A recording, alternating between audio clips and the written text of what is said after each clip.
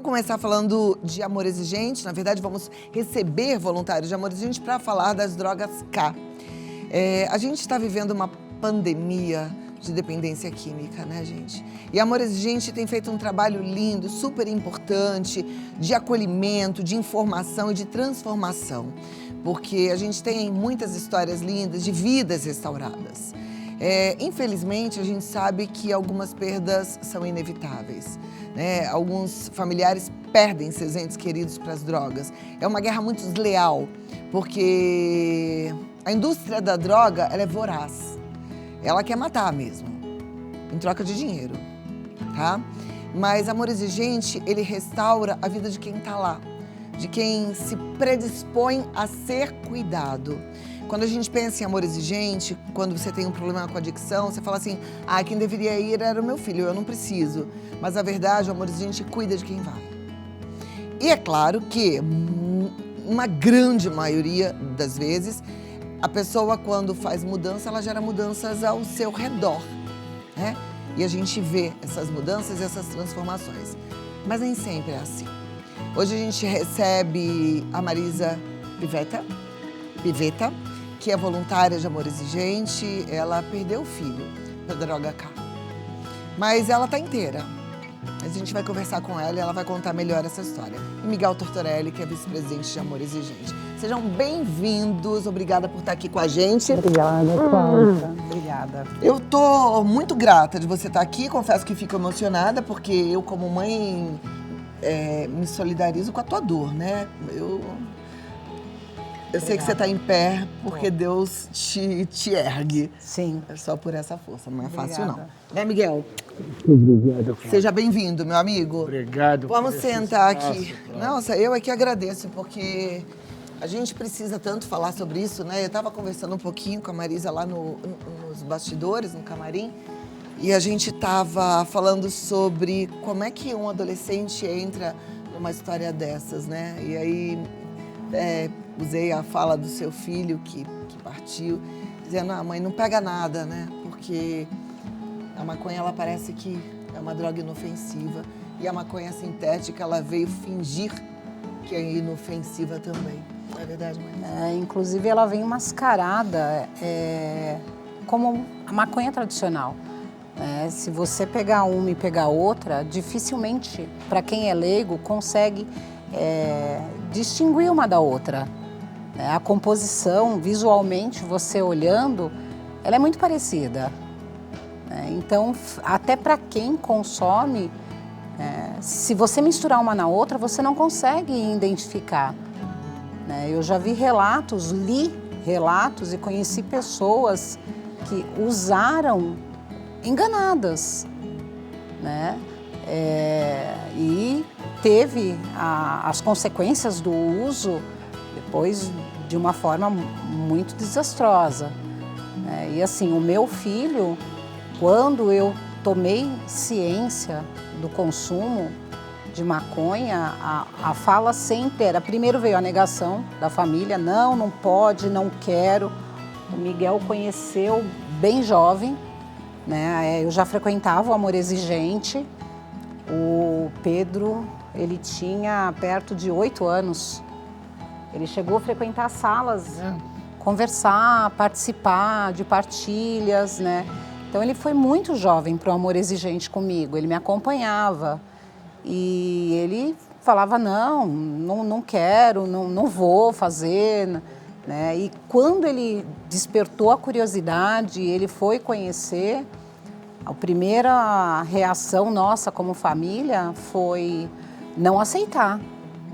Por já ter um histórico dentro de casa. Porque, na verdade, ele ia com você porque você tinha um filho mais velho que era adicto. Sim, já dependente químico, Um jovem também já dependente químico. E o Pedro, com o consumo, ele falou, mãe, ele usa isso, eu uso maconha, Eu, tabagista, ele falava, faz menos mal do que você vai morrer primeiro que eu por conta do cigarro. Então, para ele era normal e ele sabia tudo sobre maconha, ele pesquisava tudo. Olha, a composição assim, porque o THC assado, E ele buscava todo esse tipo de informação e debatia. E eu falava, vou te levar lá para conversar com o seu Miguel, e eu quero que você debata com o seu Miguel e prove para ele isso que você está me falando, porque o que eu falava para ele não tinha peso.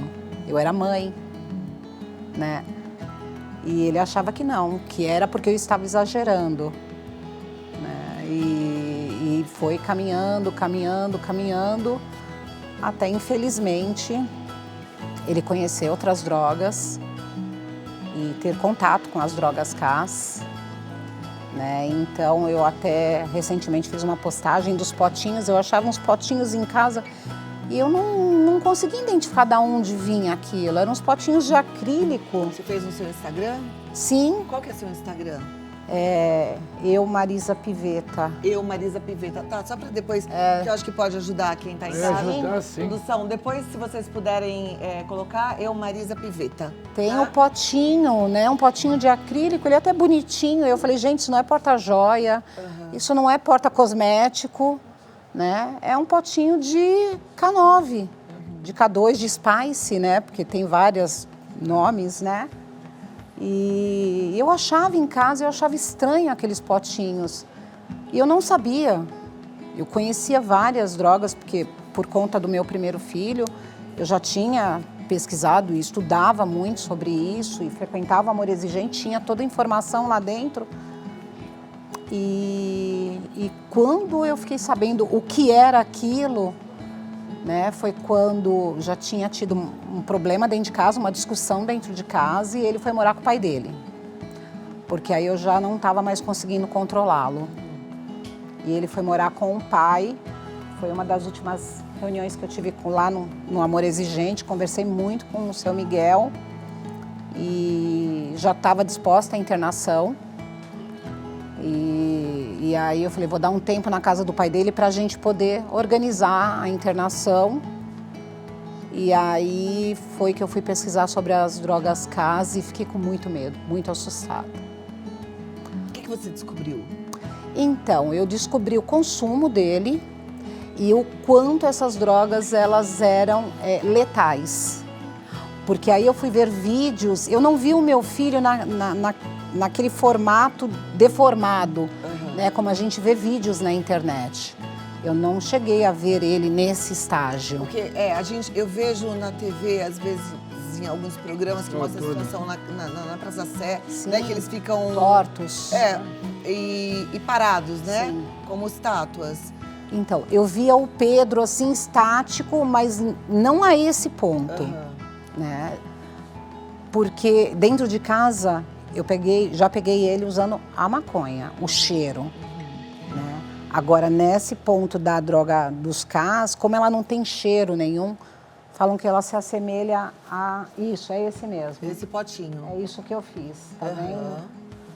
É esse potinho bonitinho. Então, é importante as mães ficarem atentas, porque a gente precisa de informação, e essa informação bem clara, né? E também contar para os jovens, contar para os filhos. O que eu sinto é que, por falta de informação, às vezes a gente vem com um papo muito antiquado, muito desatualizado, e o filho pensa, minha mãe não sabe nada, minha mãe é da época do onça, minha mãe é de outra geração, né? Mas quando a gente tem informação e quando a gente mostra a informação verdadeira, do jeito que é, aí a gente ganha credibilidade, né? Isso acontece, gente, de mãe para filho, isso é importante, né, Marisa? Isso realmente acontece, porque nós, pais, para eles, nós nunca estamos falando verdades. Nós queremos que eles não usem, mas não é a verdade que a gente está levando. Eles têm a verdade deles, né? Eles acreditam. Não, e assim, que Marisa nada estava falando, vai né, que o Pedro falava para ela, mãe, não pega nada. E de fato até falei para Marisa, sim, ele não está errado, não pega nada para muita gente. Tem muita gente que usa e não pega nada. Mas a dona Mara me ensinou uma coisa que eu nunca vou esquecer. São 10 paraquedas. Um tá furado. Para 9 não pega nada, mas para 1 vai pegar. Sim. E quem garante que você não é esse 1? Né? Sim. Você vai pagar para ver? Mas essa droga agora, ela é um pouco diferente e ela está... A gente está falando da maconha, Não, maconha. né? Porque aí depois, por Mas exemplo, essa vem camuflada de maconha, a pessoa perdeu a vida. Então, Outra coisa que nós estamos aqui conversando é justamente isso daí. O STF está votando a liberação da maconha. Isso é maconha. Maconha. E vai liberar? Isso daí também vai entrar nisso daí que eles estão fazendo? Não, e é tão sem cabimento essa liberação, porque assim, liberação do uso. Não pode vender. Então, quer dizer, continua tudo do mesmo jeito. Você compra, tráfico, nós estamos violência. estimulando o tráfico. É um absurdo, e estimulando mortes, estimulando pandemia de dependência química. Sim. E é como eu falei, eu tive o caso, né, como eu estou sempre colocando informação sobre drogas no meu Instagram e no Instagram do Pedro, porque eu criei um manhê, @lutopedro, que é justamente para conscientizar vários artigos que eu vou pegando na internet e também vou transcrevendo, vou gravando vídeo, porque o meu objetivo é levar informação para os pais, né? Porque os filhos, é como o seu Miguel falou, para os filhos a gente só não quer. E não é que nós só não queremos, né? Porque mãe e pai não quer. Eu não quero que você faça isso, eu não quero que você faça aquilo, né? Não, nós não queremos porque isso te faz mal, isso não vai ser bom para você. E mostrar a realidade, né? É o que eu sempre falo. Não é um mal encarado que vai oferecer droga para você. Não é uma pessoa que está mumificado que vai oferecer droga para você. É o popular da escola, é a menina bonita, né? A que vai oferecer droga para sua filha é aquela patricinha linda que chega na sua casa e fala: tia, você é tão linda. Então, assim, a gente precisa ficar muito atento a tudo isso e mostrar para os filhos da gente essa realidade, né? Exato. E pode ser que essa que chega lá, tia, pode ser que ela não tenha problema, mas pode ser que a sua filha tenha, né? Ou você que está assistindo tenha. Sim. Não, por exemplo, a predisposição, no meu caso, né, que já tinha um filho, tinha alcoólicos em família, né, tinha usuários também em família. Quer dizer, o meu paraquedas furado era 99,9%. É porque tem essa história, né, da gente olhar e ver a predisposição familiar. Marisa, como é que você chegou a descobrir que ele estava usando droga K ou não? Foi só depois que ele morreu? O K foi pouco tempo antes dele morrer. E vocês chegaram a conversar, ele entrou nessa sabendo que era, foi enganado, como é que foi? Não, porque eu descobri um pouco antes do final do ano e eu viajei no final do ano. Eu viajei para passar as festas de final de ano e antes de viajar, eu já estava com a internação dele pronta, a mala dele pronta, foi antes do Natal. Eu estive com o seu Miguel falou: Marisa, bom lugar, me arrumou até o resgate, porque ele não aceitava ser internado.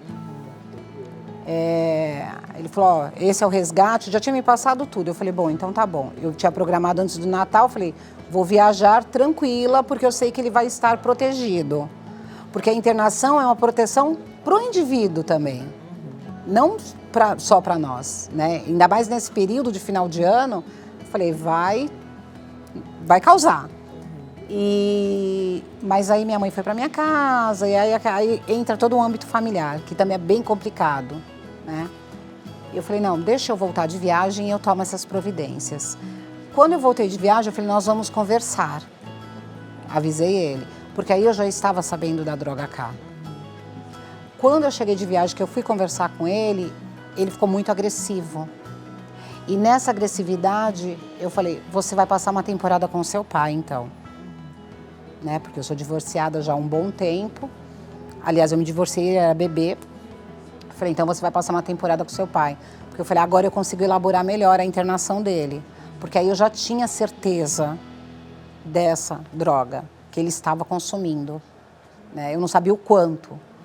Eu falei: então você vai passar uma temporada, que é o período que a gente precisa realmente para ter a certeza da internação bem feita. Porque o meu primeiro filho, ele passou por 6 internações. E foram internações feitas de qualquer forma, né? E foi muito sofrido. Então, falei: você vai passar essa temporada. Ser bem bem planejado. Por desinformação, né? Por falta de conhecimento. Seu primeiro filho tá bem, tá limpo bem, há tá. alguns anos. 3 anos. Bom. constituiu família, hoje ele é um empresário. Tem que vigiar, né? Tem que vigiar porque... Ele tem que vigiar. Ele tem que vigiar. Que assim, às vezes as mães adoecem porque elas acham que elas têm que vigiar, que elas têm que blindar. E na verdade não, a gente precisa empoderar os filhos para que eles, no sentido de eles são donos das próprias escolhas e vão colher as consequências. E a gente se fortalece por outro lado, né? Isso é importante. Aliás, ele está todo esse tempo nessa recuperação, porque ele passou a se vigiar. Enquanto eu vigiava, ele caía, né, seu Miguel? Eu acho que vai ser útil, mais uma vez. Esse é o Pedro.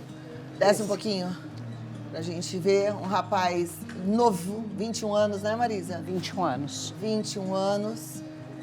Marisa tem uma outra foto linda, mas essa foto também tá divertida, né? Sim. Olha lá. E é um luto gigantesco que eu acho que é pro resto da vida, né? Uma saudade enorme.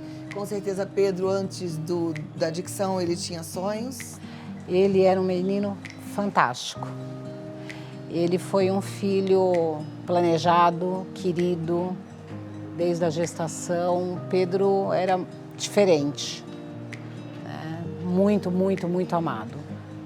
Ele caiu, assim, realmente na mão de traficante e eu não consigo entender, porque ele tinha muitos sonhos, muitos planos. Ele tinha experiência com o irmão. Experiência com o irmão. Ele queria muita coisa, ele sonhava alto, né? Você vê, uma dessas fotos, ele estava assim bem ruim. Eu procurei reportar vários momentos e faço muita referência a várias situações do quanto a droga é devastadora, o quanto ele era amoroso comigo, cartas de amor. Até hoje eu mexo nas coisas dele. Essa foto da família.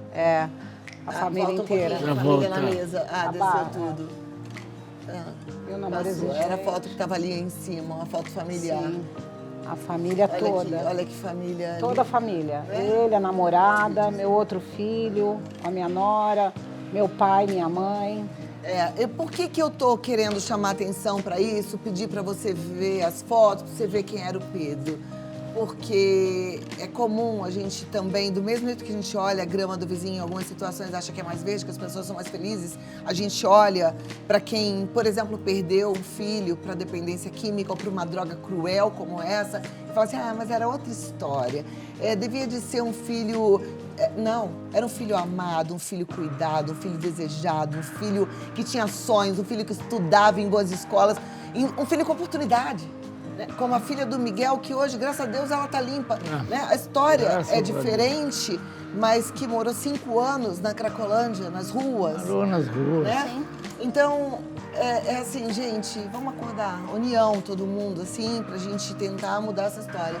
Olha que menininho. Coisa mais linda. Sim. E volta então pra mim no outro Instagram, pra quem não viu o que são esses potinhos que a Marisa falou, possa ver novamente.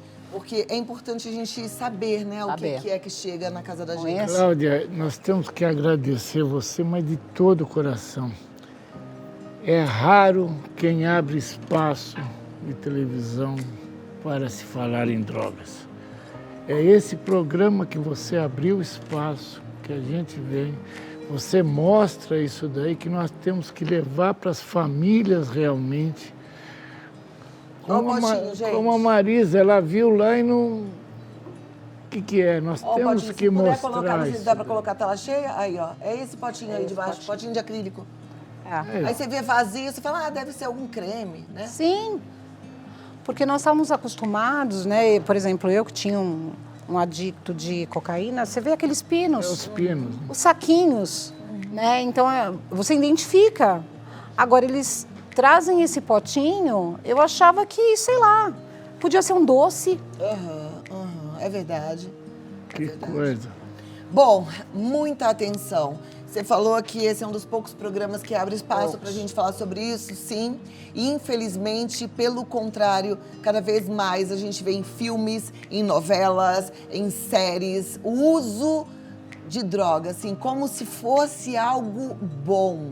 É impressionante o que a ganância, o que o dinheiro está fazendo no nosso mundo, na nossa sociedade. Então a gente precisa de informação. E outra vez falar, os ministros do STF liberando. Tem jeito da gente ainda reverter essa situação? Nós estamos lutando, brigando, né, para que isso não aconteça, né? Osmar Terra é quem tem feito conosco aí, tem trabalhado muito. A ideia agora é tentar levar isso daí, que quem tem que legislar é o Congresso e não o STF, né? O STF diz que quem deve fazer são eles. E agora a Isilda Alves me mandou hoje, inclusive, que os ministros aqui de São Paulo, do Supremo não, aqui da Justiça, que já não tem mais, o Supremo não pode mais votar isso daí, porque já prescreveu, já caducou. Então tem um prazo para isso daí que teria que ser votado. E está lá, e nós vamos levar isso daí para o Congresso para mostrarmos isso daí. Que realmente eles não têm mais condições de fazer, que já foi o prazo, já está esgotado. Nós vamos trabalhar, nós vamos lutar, Cláudia. Vamos lutar, gente, estamos juntos. Toda semana a gente fala sobre dependência química. Hoje a gente falou um pouco sobre droga K, um pouco sobre amor de mãe, um pouco sobre justiça, sobre um país melhor. Vamos continuar juntos, tá bom? Amor Exigente, participe, amorexigente.org.br, o site. Você pode mandar uma mensagem para o WhatsApp no 1925196555, 1925196555, seguir nas redes sociais, Amor Exigente Oficial. Galera, Marisa, muito obrigada por você estar aqui com a gente. Volte outras vezes. Com certeza. Fé muito e alegria obrigada. na medida do possível. Agradecer a Marisa mesmo de ter Obrigada. Espaço. E pela coragem E abrir pela sua força lógico. de falar sobre esse assunto. E, por favor, se pudermos, vamos trazê-la novamente. Portas abertas é sempre importante a gente ouvir Sempre mais e mais. precisar, tá? Bom? Obrigada. Obrigado, Cláudia. Não é brincadeira não, gente. Esse é o mundo que a gente vive. Vamos fazer diferente. Porque a gente está caminhando igual e a gente está vendo que o resultado está ficando ruim. Vamos acordar. A gente tem que fazer coisa diferente.